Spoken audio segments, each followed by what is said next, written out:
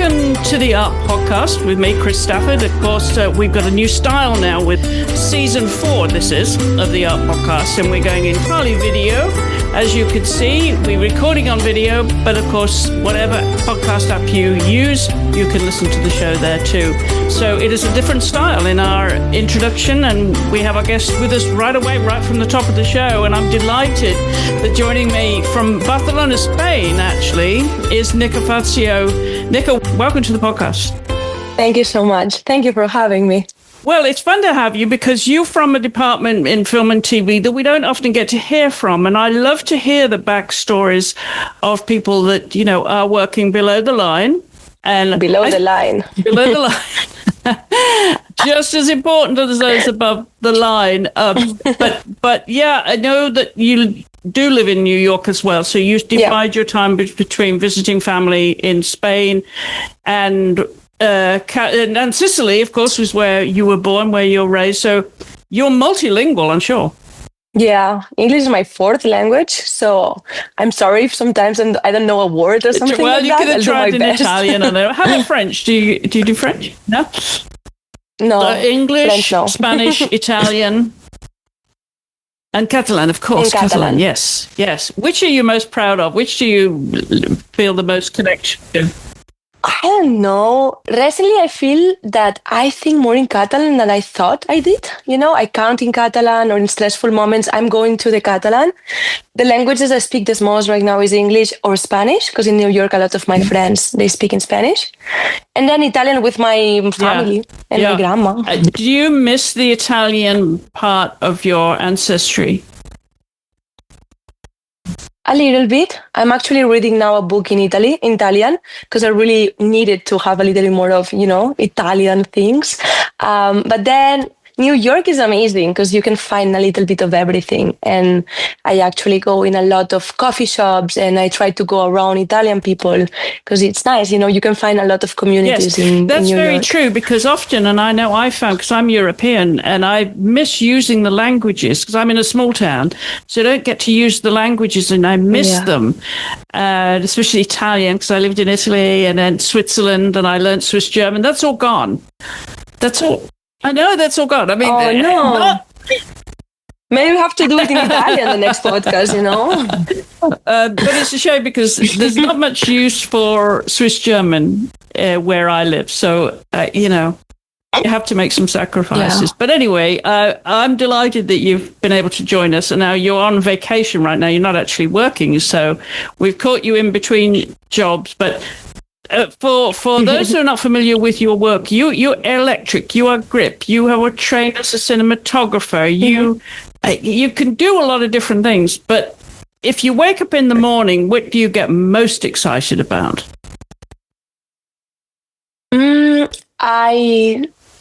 I don't know. Every day is kind of exciting for me. I do most of my job as an electric and grip. I will say that 90% of my jobs is where I think my career is. Eventually, I think I would like to, escalate a little bit more and become a gaffer. I'm not interested to become a cinematographer. I think it's not my real vocation. So I think the thing that I'm more excited is to go to set, do something challenging and fun. And then apart, I also love to do photography. That's my other safe zone. So between these two things... it's interesting that you love your photography and you're a very good photographer, but that you don't feel the need to translate that to film and be a cinematographer. Yeah, that's interesting for me too, because that was the idea at the beginning. I love doing photography. In my family, there's been other photographers. My dad also worked in that. So I thought, maybe I can be a cinematographer. So it's the same, but in movies. And then I started a career as a cinematographer. And after 2 years, I felt that wasn't, what I wanted to do. Like when I'm in film, I feel more comfortable and I'm more happy in a position in the lighting department, and ideally in the next years, I can become, like the leader of the lighting department as, the gaffer. Because it's really different, I guess. Because as a photographer, it's only me and I'm my only director. And it's something that at least how I see it. It's more like casual, like clack, the moment. I like it. It's more like the relationship between me and the model, or me and the subject. And cinematography, it's completely different. No, you have to talk with a lot of people, the director, the art director, sound, blah, blah, blah. So it's another way to work. And I felt that was not what I wanted. I think I'm better just leading the lighting department. I really like the idea of, building stuff and make things possible, talk with the director of photography and be the right hand. So then I was like, okay, maybe that's my path. Maybe I can be a photographer, and then, in the film industry, I'm going to be a light technician. Because the fun of it, of what you're doing, is it's like a puzzle. You've got to put all the right pieces together, and every situation is different. So you enjoy that challenge more than actually what the frame is telling you. Totally. I think also I'm a person that enjoys like working with my hands. I like, electricity. I like to build and unbuild stuff, So it's something that makes me happy. Sometimes it's less creative, than maybe, as a director of photography, they are really creative. They have to do some reference, etc. I think I'm more like technical. I know what the director of photography wants or what my gaffer tells me to do. And then I have to put the pieces together. And then during my work day, it's more like wild and adventurous, and dirty kinda, because like we get dirty, we get sweaty. I think I'm in the moment of my life that's what I want to do right now. I don't know in 20 years if it's gonna be like, okay, I don't want to, be on set like again, after 14 hours of like sweating. But like right now, I really enjoy that, and it's challenging, and I feel that my brain is like all the time, and it's something that I enjoy. Yeah, I can see you have a very dynamic, creative mind, very energetic, all of that. And I'm wondering if you might have been a good stunt artist too. Have you ever thought of that? I would, I thought about that too. Sometimes I think I wish I had even more time, to do even more stuff. Because like I'm really happy, with my career, because I feel that we do a lot of things, but sometimes I'm like, oh man, I could, I would love to do, stunt artist, or I would love to, be a carpenter too, like there are things that I'm interested, or mechanic. I would love to work with cars. So really? If I had, if I had more times. Yeah, I would like to. Lots of possibilities there. I'm wondering where, for you, all this interest actually began, Nica, because you mentioned your father, Giuseppe Fazio, and he comes from also a very artistic background too. Was he an early influence in your direction? 100%. My dad used to have a dark room in our home, no? So I grew up seeing my dad like touching chemicals and like the smell of the dark room, and like the red light and things like that. And it's something I really enjoyed. And he was also really handyman. And I think both of my parents, my mom is a nurse, but she's also a creative person, and she's really good painting and doing artistic things. Both of them, they raised me with a lot of creativity. They raised me like I was painting with my hands and like building stuff. Almost all my toys were like wood or fabric, almost no plastic. They raised me with the idea of me creating. And I was also an only child, so I think that was also an extra plus of, I had to be extra creative. So I think that was like a big influence for me. And then my dad really liked the idea of like building and unbuilding electronical things in my home. I remember unbuilding and building like a toaster, like it's Sunday morning, that's going to be the family activity. Let's unbuild the toaster. And I think it was fascinating in how it works. And I think this is kind of similar of what I do in my job, as an electric or as a grip. And it's because, I don't know, it's fun. Like I enjoy it. And I think he raised me, making me believe that I could do anything. So when this job appeared, and then I also realized that there was almost no woman around, and I felt that I was, I could be good at it. I was like, I really want to do it. One, because I want to do it. Two, because I want to prove that I can do it, And it was like the mix of these two things that they still push me. I love my job, but I think I love even more to be there and, to prove that it's not only like a man job, it's a woman job. Yeah, women can do anything. Yeah, absolutely. Well, we see that more and more in film and television, of course, that women can do absolutely anything. And you're a case in point here.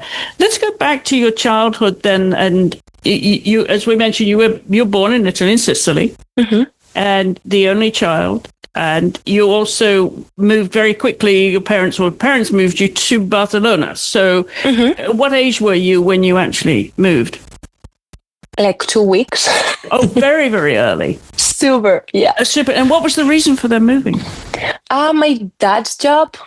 He used to work in the dark room. We're from Sicily. It's a town, it's an island. They wanted to expand. They wanted to grow more. I think also mentality wise, I love Sicily, but I think my parents are a little bit more modern and they wanted to have more opportunities of work. And I think also give me more opportunities. So they were not sure if Milano, the north of Italy, or Barcelona. Because for work, my dad was like, this was the two options. And then my mom, I think, or my dad were like, let's go to Barcelona, that at least there is beach and sea that is more similar from Sicily, So they were like, okay, at least we're going to have the sea around. And they moved when they were 27 years old. So literally my age right now. Right. But that took you away from your grandparents. But I saw them a lot. I used to travel there all summer and spend 2 months with my grandpas there. So my memories of childhood are literally in Italy, with my friends. I still have a group of friends there. I used to go 2 months a year. And then my grandpas came, maybe 2 other times. So I was doing a lot of back and forth. That's why it's hard. I say usually that I'm an Italian raised in Spain, because I feel my family raised me in a really Italian way, and with all of them, with my grandma, with my grandpa, with everyone, I speak Italian. But then I grew up in Barcelona, and with my school friends, I speak Catalan or Spanish. So it's a mix. Well, I was wondering about that, because you were still a baby when you landed in Barcelona, so you wouldn't have been aware that you were actually not growing up, where you were born, but that your parents actually spoke Italian to you, right? So, and you went back to visit your family in Italy, but you would have learnt Spanish in school, obviously. So which came first to you and as a multilingualist? I asked recently this to my mom because I was watching a documentary about how babies learn languages. Yeah. So I was wondering how was my case. And my mom told me that I learned the 3 of them at the same time, kind of. Wow. And I was mixing them. There was moments that they were kind of laughing because I started that, they're really similar also, Catalan, Spanish and Italian is 3 languages that they're really similar. So I started maybe a sentence within Italian, then I put a word in Catalan, then 2 words in Spanish. And sometimes I still do this because with my parents that they, it's so many years that they live here in Spain, we mixed a lot. We tried to speak Italian, but when, I don't know, we put a word in Spanish and another in Catalan. So all my friends laugh about how we speak at home. It became a bit of a word salad, did it? Yeah. But I feel that actually, I don't know, at home, I always, cook more Italian style. And I think I feel more, culinarily talking, I feel more closer to the Italian culture for sure. If you tell me how to cook typical Spanish recipes, I really don't know. Because my grandma, she taught me about the Italian stuff. About music, mix. But if I'm cooking, I listen to Italian music. So I think maybe because I didn't live there, I'm really connected with Sicily and with my Italian heritage. But then the language that I speak better maybe will be Catalan, because it's the only one that I don't have any accent, Right. When I speak, speak Italian, sometimes people realize that I'm more Spanish, because I think the Spanish in Catalan is a strongest accent. But yeah, it's funny. Let's talk about your mom. Angela, as you mentioned that she was a nurse. She was a surgical nurse, wasn't she? Yeah. So that was it's a very obviously critical role and a role that was very specialized too. Did she adopt to working in Spain, or did she change her career? No, she went to Spain. I don't know exactly how it was, but I think the first 5 years of my life she stopped working to be at home because it was like my dad was trying to work. I think they were kind of struggling a little bit when I was little. At least what they told me, that there were like months that they were like, so I think they decided my mom was staying with me, taking care of me, and then my dad was working. And then I think when I was 5, 6, something like that, my mom got a job as a nurse, I think surgical nurse again, her specialty in hospital clinic in Barcelona. It's a good hospital. And then she worked in the hospital for a lot of years. And then I don't know exactly when. I think she was a little tired of the hours in the hospital. I think it's really crazy to work as a nurse sometimes. So then she moved as a commercial agent for a medical company of surgical products. Okay. So it's kind of similar, all her experience, she moved it to another job that is more based around sales and clients and meetings. She goes a lot in the hospitals and she still knows a lot. She's the first person that I call when, I'm sick in New York. And I'm like, no. You mentioned that she's also a little bit artistic. Talk about your relationship with your mum, the kind of things you enjoyed doing with her, what you learned from her.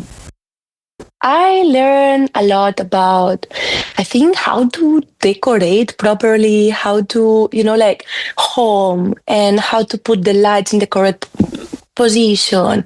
That is like funny, like I love lighting, but I realized that my parents know a lot about lighting too, because all my houses were strategically illuminated really well, and it's like admirable, honestly.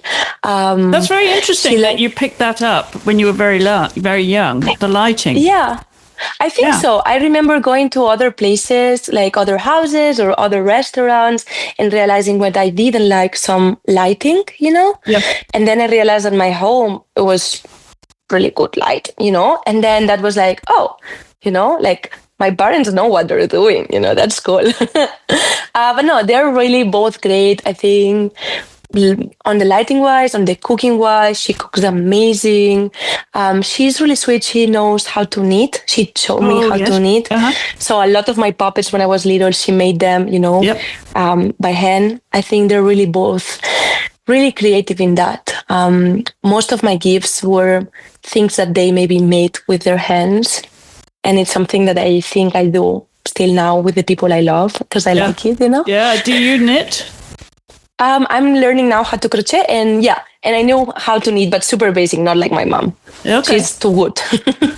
So in terms of those artistic skills, then you obviously were encouraged to have an independent, creative mind. What were you doing in school that satisfied your curiosity? School was messy though. I remember I didn't enjoy that much school till I was maybe 16 and I changed school. But my first years of school, I think I was a little lost because I didn't know like what to do and what was my path. And I was a little rebel, like teenager, being honest. I was really rebellious. I didn't want to go to school. I remember skipping way too many classes. And I was like, school is like a weird, part of my life, but I think that being so lost then made me put into the film. I remember a teacher that he saw me a little bit like stressed out and with a lot of things to communicate. And then he was like, why instead of like suffering so much, you don't record yourself and speak about it, or you translate this pain and like sadness and like questions into something artistic. So then he said that the first time, and then I started to record myself when I was sad, and I put together a piece, like abstract piece that is kind of cute, honestly. Like I like it even now. And it was my first short film. It was like a fictional story, but I took real moments of my life to create a fictional story of another girl. And that was my first time that I got closer to film. And 2 years after of that, I went into film school. Yeah. What was it like making friends, though? Were you very social? My first school, there was only 3 girls in my class. So most of my friends were boys, and it was fun. It was like, playing soccer every day and things like that. And then when I was 12 and it started all this, like maybe a little bit more, confused part of my life, also because I think I was a teenager and it's normal and it's, what happened. And in that moment, my parents were kind of getting divorced. So in that moment, it was a little bit confusing for me too. I made my first girlfriends and it was fun too. Yeah, I had a really good friends in my life. I think that's something it's a little easy for me to do. I'm excited to always meet people. Maybe that's why also I jumped into the adventure of moving to a new country, because I knew that it's okay, you can meet people around. But yeah, that was like my experience with friends. Yeah, and when you left sort of high school then and decided to go to college, you went into film. How did you choose where you were going to go? What was the decider? The school, you said? The same professor that was trying to like help me out, and like he talked with the school because they were like, Nica has to come to class. If not, we have to expel her. And then he was like, okay, let's talk, let's put everyone together. Like, she can be a good student. She doesn't like the school. There is a reason behind why, blah, blah. So he helped me out so much. And then eventually I changed school. And the next 2 years, I went to another school, loved them. My grades were amazing. Everyone was freaking out. Me too. I was like, wait a second.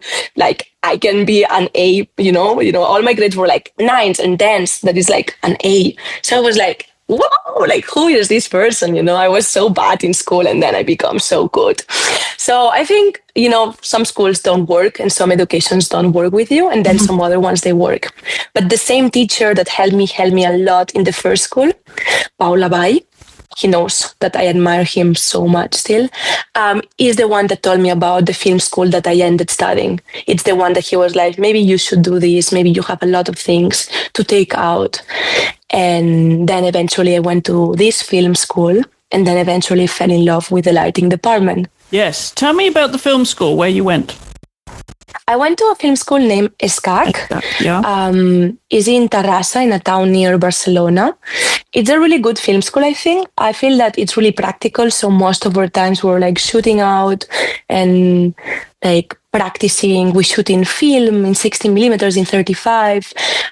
They give you a lot of gear and it's pretty good for that.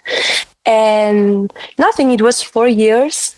The first 2 years are more general and the second, like the 2 years at the end, are more specific. I knew since the beginning that I didn't want to be a cinematographer. And the first year, of course, I was like, oh, maybe, yeah, because that was the plan.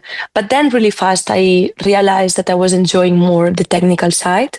So I started being the gaffer or the best boy or the electric of all my friends in all their projects. So that allowed me to have more projects, because instead of only doing one as a cinematographer, I was doing maybe 4 as a gaffer, And my friends, that now some of them are TPs and I still work with them, and they started to like also push me a lot of like, hey, you're good in this, like maybe you should do this. Like, why you don't do all my short films in school as a gaffer? And I was like, yeah, let's do it. So I kind of specialized myself into something that the school didn't have, like they didn't have a specialization in lighting, but it's the thing that I liked it more to do. So it's the thing that I did the most. It was a very natural pathway for you then, Nica, doing what you're doing. Did you ever look left or right? I mean, apart from the cinematography, the photography, but was there any other thought of, well, what else can I do? What other careers can I have? I know you're interested in cars and there's a lot of other possibilities now, but at that time, was it just one lane you were in? I think in that time, I thought it was the smartest thing to start. So in my mind was like, if I start from the bottom, I can only go up, Sometimes I feel that I like to put myself achievable goals, so then I can go up and up and up. I think it's something that I can do also sometimes to protect myself, but I dream a lot, but sometimes I don't dream extremely higher. I dream here, I achieve it, and then I go up, no? So this is something that I realize right now, that sometimes I, make achievable goals because I want to achieve them. So that's what I did, I guess. I wanted to work as an electric, and then I did that, and then I was like, okay, I'm going to work in New York, and I did that. I just wanted to, start from the bottom. I still question a lot of stuff. I want to grow the max I can, no? And I feel that in the next 5-10 years is this, but then I want to keep growing, and I don't know how, and what it's going to be. Maybe it's going to be more photography, or maybe I don't know. But I'm also really calm that there is a lot of time. So whatever I'm doing now doesn't mean that I have to do it forever of my life. Right. That's why back then when I was 19, I was like, oh, I think now I want to do this, and I want to really specialize myself in this technical side, because if I do that, then I can go up wherever I want. Yeah, but once you graduate from college, a lot of people in the industry will say that, well, that's not easy. You have to take any kind of job just to get your foot in the door and find the work, and it will eventually lead you down the pathway that you were meant to be on. I'm wondering what those first jobs were like for you. Where did you go once you graduated? Did you walk out of the college and then, okay, now what? I was a little confused. While I was in college, I was doing a lot of jobs because I really wanted to test it out other jobs outside of the film industry just to do it. I really wanted to waitress, work in a restaurant, work, in a kitchen, work in a shop. So I did a lot of these experiences just because I wanted to, that they give me some tools. I think that being a waitress is one of the best things that someone can do at the beginning, because they teach you so much things about how to treat people, what to remember, frustrations and stuff. So my first jobs were super out of related of the film industry. And then I wonder what happened. Oh, I had a camera and I like to do videos, and I started working, doing some videos for a restaurant in Barcelona. That is quite a famous restaurant even now. She's an amazing chef, and she met me because I went to school with her daughter, and she wanted, some videos for Instagram with the camera. So she gave me the opportunity to work with her almost for 1 or 2 years. And that was my first job that gave me a little bit of stability and also confidence that, I was getting hired as a filmmaker. In that moment, I was editing, I was doing everything, all the videos. And I did a lot of these videos with other companies too, people that work with muralists and artists. And I was doing maybe the video following all their process. So I worked as a filmmaker for maybe 1 year after college. And then I was like, okay, I don't want to do this. I like to do this, but I don't want to become a filmmaker. I want to work in movies. I want to work in commercials, and I want to work, in film industry. So I started to knock the door to be able to work as an electric in these projects. And then I found the place I wanted to work. It's a company that represents electricians, represents honestly gaffers, but they send the electrics as a company. And then after insisting a lot with them to give me an opportunity, they gave me the opportunity, and I started working for them for some months till I moved to New York. So how did the move to New York come about? That was my dream since I was little. Even before knowing what I wanted to do, I knew I wanted to move in New York. Were you speaking English at that point, or did you? No English? But a little bit, I was watching shows, and we studied a little of English at school, but my English was bad. My friends that met me my first year in New York, they make fun of me how bad was my English back then.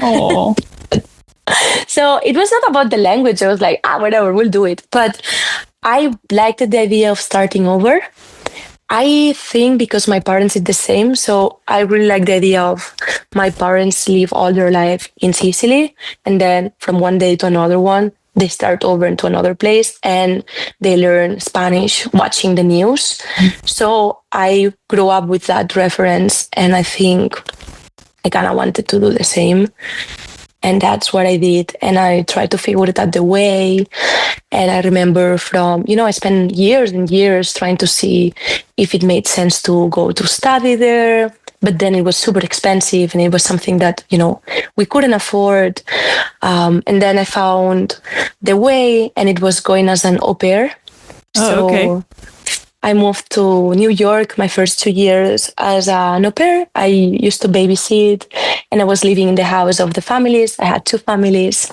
And and that was my way to move and then little by little stay here. Yeah, learn English as well and get to know your way around. So then how did you make the journey from being an au pair to get back into the industry you love? It was so long. It was so hard too, because it was 2 years that I couldn't work, and also my first year I was in New Jersey. I was really far from New York. I was trying to go to the weekends, but I didn't know people in the industry. It's hard to meet people in the industry. Then the second year I had a family in Manhattan. That was a little bit easier. And the kid was older, so I had more time, because he had some, extra hours in school and stuff like that, that gave me a little bit more of time during the week to meet people. And also the visa process is insane, But then I was lucky. I met kind of a crew because of a friend in common, and I started working with them for free. And every time that kid was in school, I was going in their shop. And I was just trying to learn more English and learn how is the gear in English too, because it's completely different, Right. It's every piece of gear has another name, and it's not an English name, it's another language kinda, Yeah. So that was a challenge. I remember being on set with them, that I went kind of helping, and I was with the walkie-talkie, and they were speaking so fast in English, and I thought, okay, this is gonna be really hard, because even if I used to work a little bit as an electric in Barcelona, and I did maybe 4 or 5 months, working professionally there, I was still a little green, but then going back into, going to a new country with new languages, new dynamics, new way to run power, it's starting over. So I felt that I had to start over for reality. Yeah, I mean, imagine it is, as you say, all of those things, but also at the same time, you have to build your confidence that you could actually do it, knowing yourself, knowing that you were capable of this, and just being brave enough and confident enough to establish yourself. What do you think were the turning points that gave you the confidence and the energy that you have to keep going and knowing that you could make it, that you could do all the things like get the visa, get the jobs, start networking in the right places, and establish yourself? I think I didn't have a plan B in that moment. And not having a plan B was really, I have to lock in because I don't have a plan B. I didn't know if I will get the visa. My visa is the artist one. It's a visa that is hard to get because you have to expose that you had experience back in your country in the things that you're getting presented. I was lucky because some of the student projects I did back then in my university went to festivals with a lot of, press. So these kind of jobs that I did as a student were enough big to prove that I was getting the visa. But it was really hard and I didn't know. I went back to Spain. I remember I stopped being an au pair. Thanks God, the family I was working with was supporting me a lot, on this journey. I led some stuff in that house. I led a lot of my personal stuff, after 2 years in my friend's house. And I went back to Spain for, to wait the visa. And I had 4 months waiting the visa. And suddenly I was living with my parents again, because I was waiting and it was there. And that was one of the hardest moments of my life, because I was I don't have a plan B. What should I do? And I was okay, just trust that it's gonna happen. It's gonna happen. And then they got me my visa, and I was like, okay, like now I have to do it. I didn't even know if I could, get a salary enough to pay my apartment. I got an apartment. Everything happened. I don't know how, but it happened, And suddenly I was in New York paying for the first time an apartment in New York, not even knowing if I could work or not. And in that moment, I remember thinking, if I need to, I'm going to work as a waitress again because I know how to do it. And it's going to be my way out to pay the apartment. And I think I was so secure that I will be okay, that if I didn't got jobs as an electric, I will work as a waitress or anything. That then I never work as a waitress in New York because, some people put me in their crews. They knew, I was like moving in that moment, and I was like getting, the first time I could work in US, and I got a lot of opportunities. And now it's almost 3 years now that I'm working consistently with the same people. That's awesome. You found your crew. Yeah. Yeah, I found my crew. Yeah. And that gives you confidence. Obviously, a network but a social circle around you and friends. Obviously, these became friends as well as colleagues that gave you the support that you needed to see you through those early stages of establishing yourself. But I want to go back really to when you were younger, when you were watching films and TV in Spain, who your influences might have been. Who were you paying attention to in terms of filmmakers? I don't know. When I was little or when I was like more a teenager? I think both, because both, have an influence. Yeah, so I don't know. When I was little, I really don't know what to say now. But when I was a teenager, I used to watch a lot of movies. My dad is a really fanatic of movies too. So I remember watching movies and he was like, oh, this has a good photography. Like, this has a good cinematography. And I didn't even know at the beginning. I was like, why? How you say that? And he was like, look at the lighting. You can see there is quality here. And I was like, okay. So I was watching a lot of movies with him. Now, the names that I have in my mind of movies that I loved when I was little was all the movies of Iñárritu, that he's the director of Birdman, before Birdman, and I don't know what other movies did recently.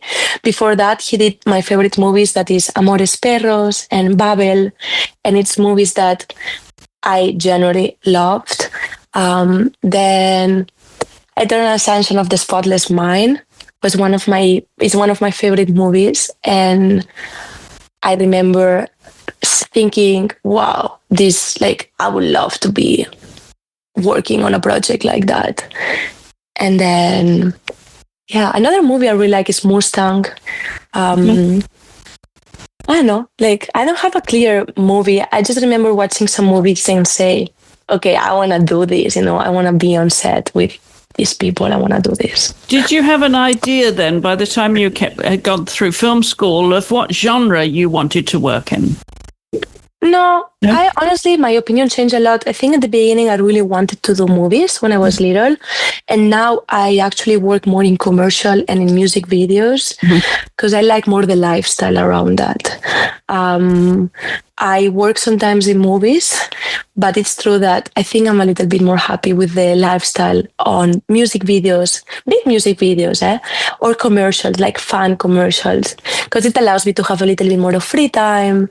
The jobs are really demanding, and really interesting and challenging, but then I can have some days off and then do another one, Yeah. So this is something that changed in my mind. No, I thought I would do this job because of the movies, and then I like this job because of the job. I like working as an electric, and in that moment it's so technical that I think I'm a little bit more happy when it's something of 2-3 days, super different, and then I go into another project that is completely something different, because when you do a movie, more or less is almost every day is more or less the same, and I think I really like the idea of completely different crews and locations and story and vibes. So, yeah.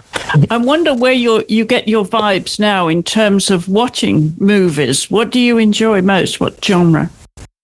I think I enjoy a lot thrillers, comedy dramas.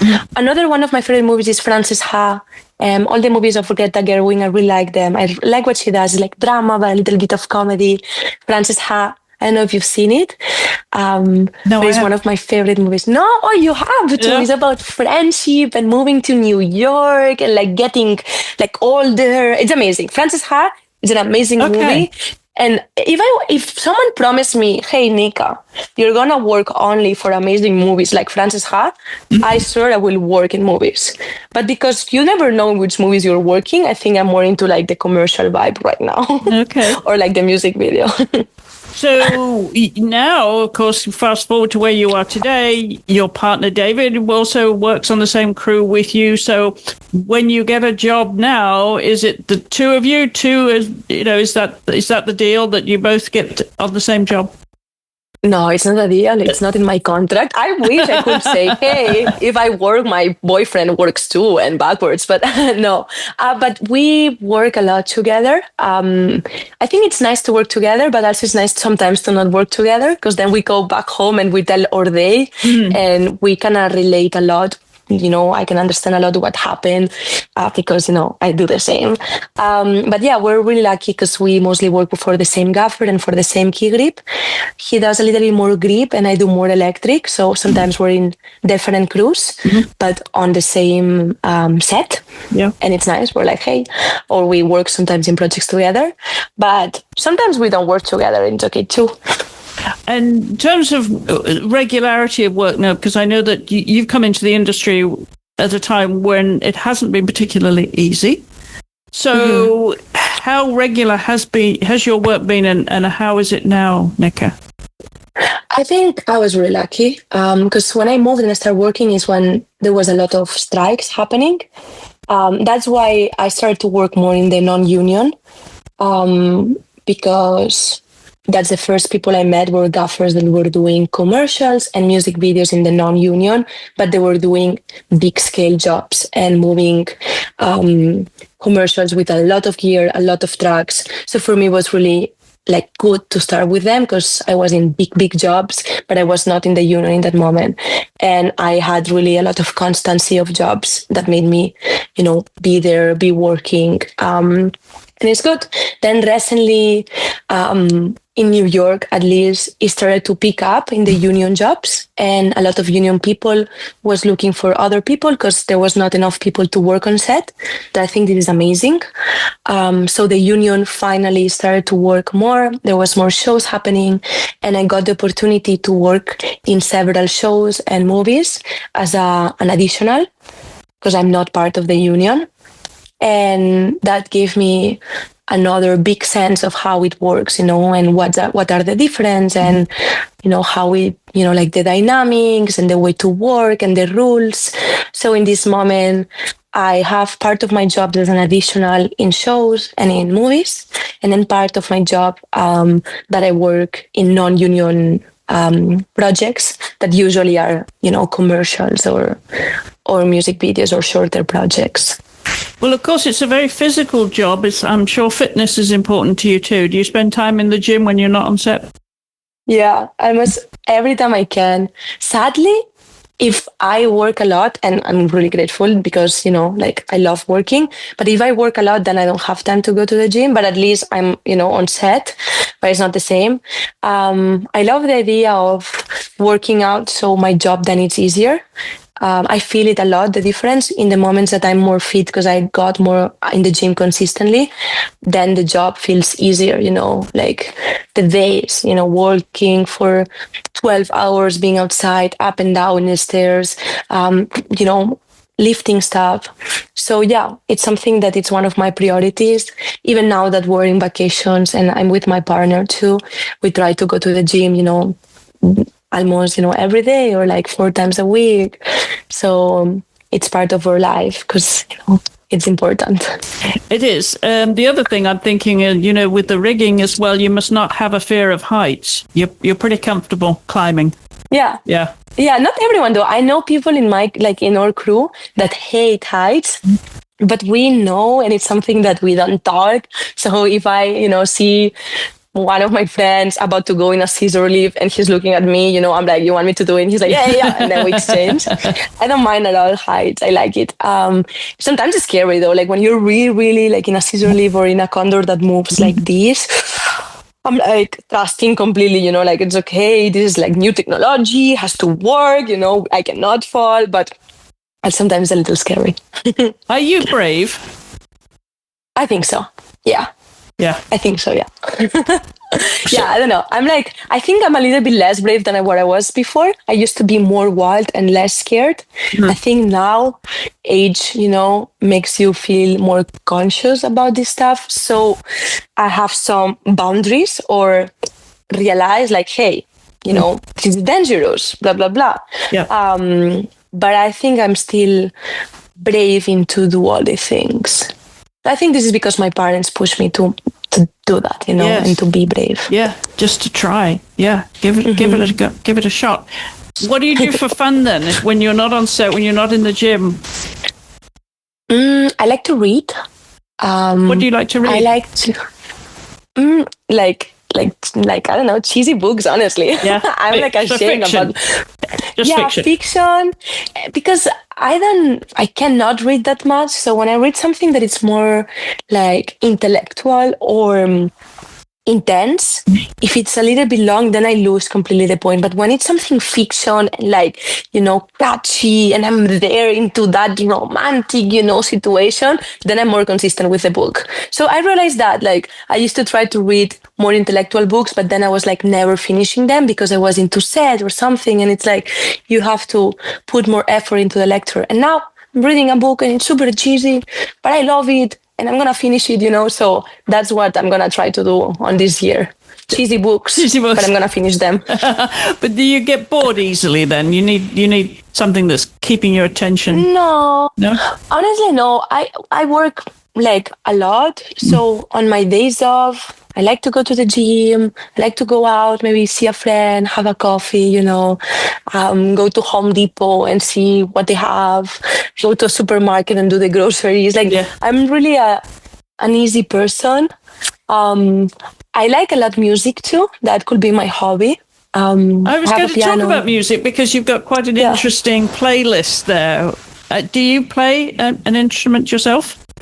Yeah, I play piano and I sing. Oh, you do? Mm-hmm. And what do you like? Do you like to sing and play what you like listening to? I like a lot jazz and blues, and that's what I think I like to play and sing if I'm home. I write my songs since I'm like 12 or something like that. I have songs and songs and songs. And I so this could have been plan B. I guess so. There was a moment it was plan A when I was, I think, 14. I used to study in the conservatory of Barcelona, outside of my school. Mm-hmm. So I did music in a professional, way till I was 17, and I decided to not be, a musician. I didn't want to be a musician, but yeah. I like it a lot. I just feel it's my safe zone, and I think it's important to have a safe zone and do maybe something that I don't need right now to put in the world. It's something I do at home, and my friends know, and I like to do songs. And if I go to like a bar and they have an open mic, like maybe I'll join, I think this is more like the hobby that I have. And when you're at home, do you sing and also play? With your own, right? So, So this could be a side gig. Maybe. Yeah. Well, when I thought eventually, like time ago, to move to New York, I was like, oh, I want to like play in bars, and like work as a waitress during the day and like be a musician at night. That was like my thoughts when I was like, like 13 years old. Maybe yes. Sometimes when I see an older woman playing in a jazz bar, mm-hmm. I know that I'm like, maybe, Yeah. Like I think it's not now, but if life happens and I have the opportunity, maybe it's my, thing I'm going to do when I'm a little bit older. Yeah, another string to your bow. I love that. You never know. Another side to Nica Fazio. I love that. Yeah. And in terms of listening to music, then is it important to you to listen to music? Yes, but I think I listen less music than other people because I see my boyfriend, for example, and he hears more music than me. I'm a person that I like to be in silence at home. So I don't put music all the time. I like to put music when I'm cooking, and I like to put music if I do sports, like if I work out. But if all the other moments, I think I like to, like if I'm home and I'm working, I think I'm in silence, or I listen Nora Jones because I don't know why. I can work with her. Like, I can study with, Nora Jones. Like I put her albums and it's something that match my vibe. But yeah. I want to come back to the cooking because you have that interesting cooking. Obviously, cooking Italian dishes is your specialty. So I'm going to call you when I'm next in New York, Nica, and come and have an Italian meal with you. Let's do it. Let's do it. But you know what I'm going to ask you now is about the dinner party where you get to invite 6 people. They could be living or dead. Mm-hmm. And why you've chosen them and how you would seat them, who would sit next to each other. And then really? Next to each other? Okay. And then we'll talk about what you're going to feed them. Okay. Perfect. So that was hard to, well, not hard. I had some names that they were popping in my mind without that much sense. So I cannot trust my first, gut feelings. So I'm going to tell them. So first of all, I'll put my grandpa, because he told me I could put live or dead people. So, if I have the opportunity to bring him back, I'll do it. Now, is that your mother or father's side? My mother's side. Because, I never met my grandpa in my dad's side, but I met my grandpa in my mom's side, and I loved him so much. But he died when I was, I think, 18 or 19. So I spent a lot of time with him, and he was really cool. He pushed me a lot into my goals and my career, and I don't know, I like him, and I wish he could be just there to see me. Honestly, he will speak in Italian and everyone else speaks in English, so I will be translating for him. I just want him to be there. There is no reason behind that. And then the other people I thought is Ellen Kuras, that then today I realized that you already did an interview with her, and I told my boyfriend, like, that's so crazy, but I already put her name up there because I actually was in an interview with her. I saw like an interview in person in Kamerimage in Poland. She went there. Oh, yes. And she was like answering some questions, and I was in the same theater, and it was so fun. And I was like, oh, if I could hang out a little bit with her, I will do it, like she looked fun to chat. Like one of my favorite movies is Eternal Ascension of the Spotless Mind. I super admire her career. I would love to hang out with her.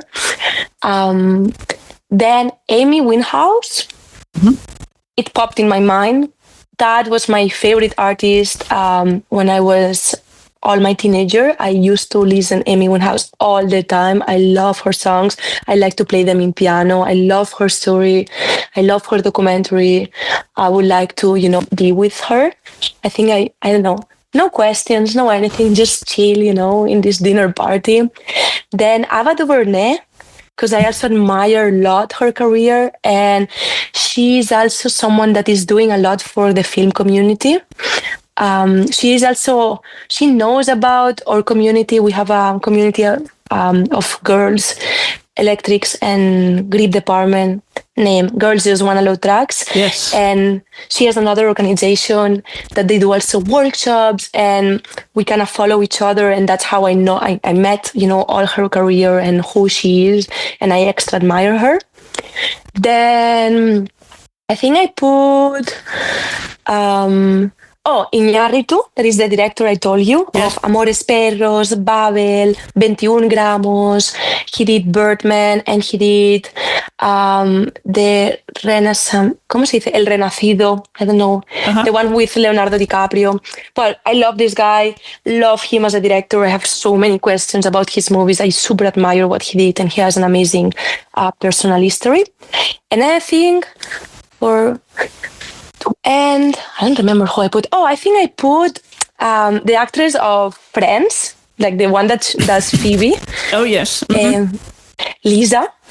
Because I think she's nice and fun, and I think she could, get some, humor into the dinner party. And it's someone that I would like to meet too. Yeah. But I don't know how I'm gonna see them. I think I will be more like, guys, let's sit down. This is the lasagna that I made, Perfect. So a round table then, because it doesn't matter who's sitting next to you. A round table for sure. Yeah. I'm a round table person. Okay. I will put my grandpa next to me. That's for sure. Yep. And then maybe Amy next to the other side, Okay. And then everyone else, in the other sides. Okay. And it will be fun. And I don't think I will not have extremely a lot of questions or anything. It will be more like, let's have some, time together and pick our brains. But yeah. And then playing in the background would be Norah Jones? I think so. Yeah. Because Norah Jones matches with everything. But I like a lot of other music, honestly. Like, I just think that Norah Jones was part of my life because I hear the album Come Away With Me so many times in my life. It's the album that I used to put when I used to have to study for my tests. Yeah. So now this album makes me just feel super relaxed. I don't know why. So maybe Come Away With Me could be a really good start of music. And then maybe some classics, Italian music that I like, the music that my grandma listens and I love too. Okay, give me a couple of names of those tracks that your grandmother might listen to. My grandma listens, I will say, I'm panicking. Okay, Paolo Conte. Oh, Paolo Conte. Zucchero. Yeah. I like Claudio Baglioni, Lucia. Claudio Baglione. Battista. What's the name of this song? Quando sei qui con me. Il cielo in una stanza. The name of the song. This is one of my favorite songs. Il cielo in una stanza, and it's from. I cannot remember the name right now. Bueno. I'll text you. Oh, let's see if I can. Yes, text me because it's stuck in my head now. That's that. I don't know why you can't. Il cielo in una. This is my favorite song. Oh, it is? Okay. I didn't put it also. I just realized it now. Gino Paoli. Oh, Gino Paoli. Okay, got it. I love this song. So maybe this one, Norah Jones, Il cielo in una stanza with Gino Paoli, some songs of Mina, Fun. Well, if you're having a lasagna, then you've got to have a little bit of an Italian flavor to the music. Exactly. Yeah. That's going to be fun. Well, finally, Nica, what are you most looking forward to this year, 2026? Working more, growing more. We have this, community happening that we try to do workshops every month named Girls Just Wanna Love Drugs. I have it with other 2 technicians in the industry, and we're trying to push, more girls on set and more free resources and education.